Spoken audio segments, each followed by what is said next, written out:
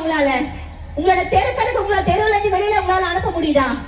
கிடையாது. மனசாட்சி உள்ள பெண்கள் கண்டிப்பா ஒரு நாளும் நம்ம பயந்து தான் நம்ம பெண் பிள்ளைகளை வெளில அனுப்பிட்டு இருக்கோம். என்னதான் மாடர்ன் சொசைட்டி மண்ணாங்கட்டி சொசைட்டியா இருந்தாலும் ஒரு பெண் குழந்தைக்கான பாதுகாப்பு இந்த நாட்டிலேயே கிடையவே கிடையாது. அது எந்த இடமா இருக்கட்டும். ஒரு நிமிஷமும் நம்ம குழந்தைங்க போயிட்டு வீட்டுக்கு வருதா அப்படின்னு தெரியல. மது பழக்கம், கஞ்சா இதெல்லாம் ஜாஸ்தி ஆயிடுச்சு. இதுக்கெல்லாம் யார் பொறுப்பு? நான் பொறுப்பா? புதுசா கட்சி நாங்க வந்திருக்கோம், பால்வாடி கட்சின்னு பேர் வாங்கியிருக்கோமே, நாங்க பாக்கணுமா? அதெல்லாம் ஆட்சியில் இருக்க நீங்க பாக்கணுமா? யார் வேலை பார்க்கணும்?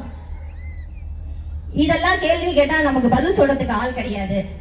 தரமணியில பெண்கள் பாதுகாப்புன்னு பேசினாங்க. அண்ணா யூனிவர்சிட்டி நடந்தது வரைக்கும் இன்னைய வரைக்கும் ஒரு பிரச்சனை, இன்னைய வரைக்கும் அதுக்கு ஒரு தீர்வு வரல. அந்த சார் யாருன்னு தான் எனக்கும் தெரியல.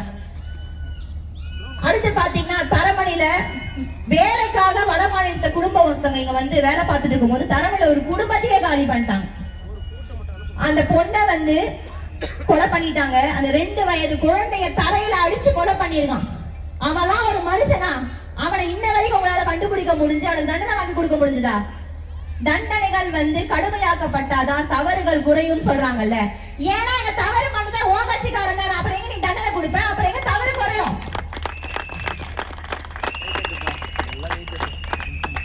ஒரு தப்பு பண்ணிருக்கான் அப்படின்னா, நீங்க ஒரு பொண்ணையே வந்து நீங்க பாலியல் வன்கொடுமை பண்றீங்கன்னு வச்சுக்கோங்க, நடு ரோட்ல வச்சு அவனை சுட்டனா அவனுக்கு அடுத்து இன்னொரு பொண்ணு மேல தொடர்றதுக்கு வந்து அவனுக்கு தைரியம் வருமா?